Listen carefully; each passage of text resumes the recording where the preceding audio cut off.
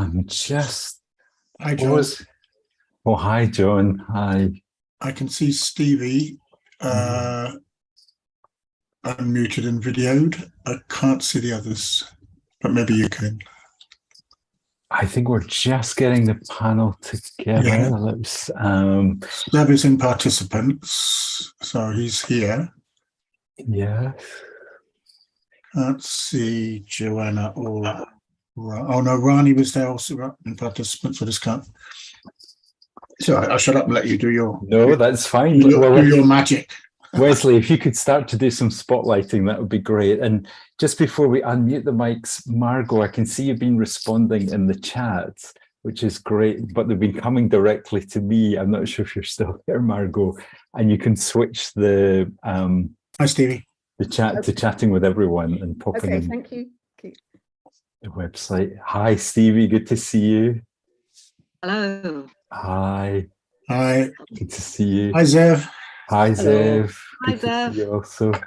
Is that Zev? Is that how you pronounce it? Is it Zev? Or Zev, yeah. Yeah. Okay. Cheers. Nice to meet you. Nice to meet you.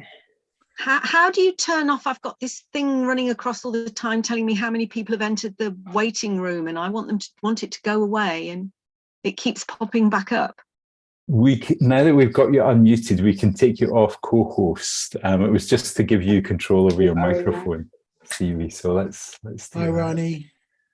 So, I just unmuted you. Welcome. So we're just missing Joanna. Yeah. And Joanna's just coming in. Oh, she is. I'm not going to say this. Yeah. Good. Hi, Rani. We're just about there. I think we just need to add Joanna on the spotlight. Hey everyone. Hi, Joanna. Hi, Joanna. Hello. Hi. Right. Okay. Hi, John. John, can you come to me to read some bios out, please? Yes, we'll do. We'll just get the spotlighting right. Excellent. Thank you. Intro. So I think we're just. Oh, you're gonna do bios. Great. Okay. Yeah, I will. That'll save some time because I'd ask people to introduce themselves, so Great. even better. But you can still add stuff if you want, panelists. So I think we're just coming out of the break space. Thank you, Wesley, for getting all the spotlights. It's been lovely to have all that interaction in the chat room, and I think we're going to go back into that quiet space in the chat room. And I think I'll do a 5-minute time check, if that's all right with John and the panel, just as you're coming to an end. And I've got it right. We're aiming to stop 8 minutes earlier than we thought. Is that right, Joe? Yeah, if you can. Okay, we'll aim for that. And just quickly to the panelists, the opening remarks, I'm going to do it alphabetically. So that's Rani, then Zev, then Steve, then Joanna.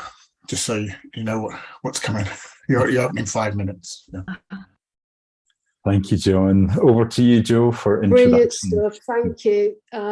Just by means of introduction, I'm going to read out brief edited bios and really encourage people to look at the full bios that John and Wesley are going to be putting in the chat room as I'm reading them out. So welcome to the panel, and thank you so much for joining us, and thank you to John Reed for coordinating this panel and doing all the work, getting people together and organising it. So really appreciate that, John. So start off with you, John. John Reed is Professor of Clinical Psychology at the University of East London, as well as having worked in mental health service. He has edited and authored several books. You can look at what books John has written and edited in his bio, and published also over 180 research papers, primarily on the relationship between adverse life events and psychosis. So welcome, John.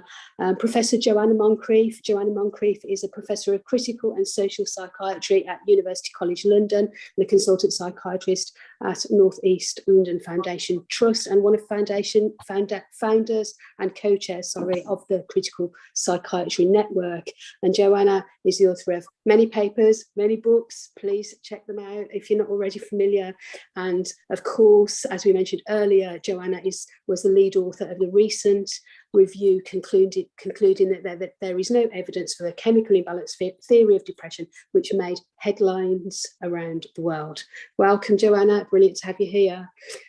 Stevie Lewis. Stevie is a UK-based campaigner and board member of the International Institute for Psychiatric Drug Withdrawal, and Stevie is a member of the Withdrawal Services Working Group convened to define patient need for the implementation of Public Health England's recommendations for action. Welcome, Stevie. And again, please check out the full bios to find out more about these amazing people.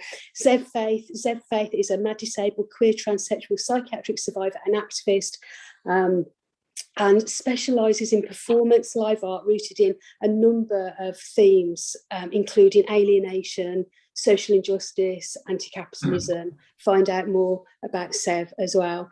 And Dr. Rani Bora is a private holistic psychiatrist, wellness coach and speaker, and the author of the self-published book, How to Turn Stress on Its Head. She studied and trained in a number of integrative wellbeing and coaching approaches. She's a strong advocate for empowering patients, peer support and personal recovery, a special interest in de-prescribing, and brings her coaching expertise and knowledge into her clinical practice. Welcome everyone, and over to you, John. Thanks, Jo.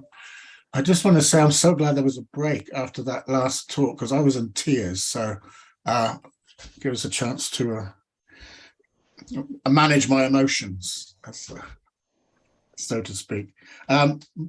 So a couple of introductory remarks, and then we're going to ask our wonderful panelists to just talk a bit for 5 minutes or so about what they think is most important about psychiatric drugs, recent developments, where they are, or what they've been involved in, or what experiences they've had psychiatric drugs. We have a range of types of expertise, which is lovely.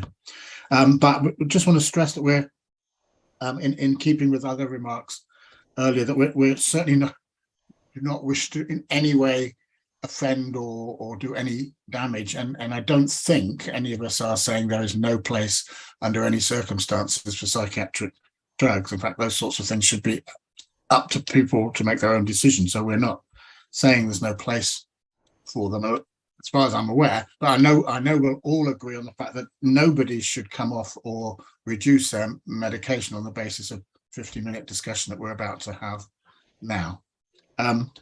So what's the relationship? Why psychiatric drugs in the context of a festival about diagnoses? Well, we've already heard that the diagnoses have no reliability and validity most of the time, or very little reliability and validity. But one thing they do predict, about the only thing they do predict, is that once you've got a diagnosis, you are very likely to be put on psychiatric medication. That's possibly the only predictive validity they have, certainly in my own field of psychosis. If you get a diagnosis of schizophrenia, I would say you're 95 to 99% sure to be prescribed antipsychotics.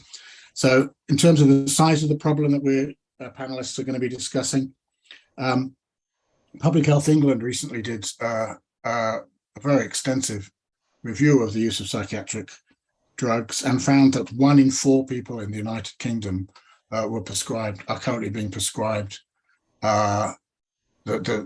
one of the drugs they reviewed, which included antidepressants, benzodiazepines, opiates, gabapentins, etc. Didn't even include antipsychotics. We couldn't get them to include that. But 1 in 4 adults, which scares me. I mean, maybe some people think that's a good idea. In fact, there are some psychiatrists who'll argue there should be more people on it. We've still got a lot of people with diagnoses who aren't being treated. But from my point of view, 1 in 4 is quite scary.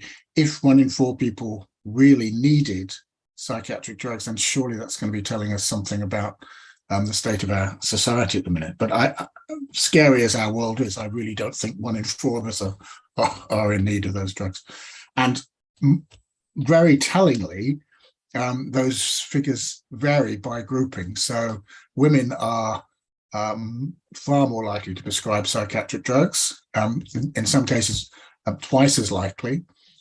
Older people are very more likely to be prescribed drugs, partly because of the massive overprescription in old people's homes, or care homes as we call them these days. And people in deprived areas are more likely to be prescribed psychiatric drugs. So we're actually medicating the effects of poverty. Where I live in Newham, which is the poorest borough in London, if you're female, this is just statistically now, if you're female over 60 in Newham, you have a better than 50% chance of being on a psychiatric drug. So that's the extent of the problem. You would assume, given how widely they are used, and in keeping with the previous talk, we should remember to note that they are increasingly used with children. Given how often they're used, you would assume that they are the most effective and safest drugs in the medical repertoire. I think we're going to hear that isn't exactly the case. In most cases, they're barely better than placebo and certainly have major adverse effects. And the last point to make is that this is the only field within medicine that you can be forced legally to take substances that may or may not be beneficial or may not be harmful, and that's a human rights issue. So that's enough from me. Oh, it's a great honor to actually be chairing this. And we're going to go through the opening remarks for 5 minutes or so, just alphabetically, which means, Rani, you're first up. Welcome. Hey, John. I was hoping I would go last, but there you go. Someone has to get started, so I will. And I'm going to talk about my experience as a clinician and what I see routinely and where I think the problem lies. And I will leave the research and to talk about studies to Joanna, because she's also in the panel. So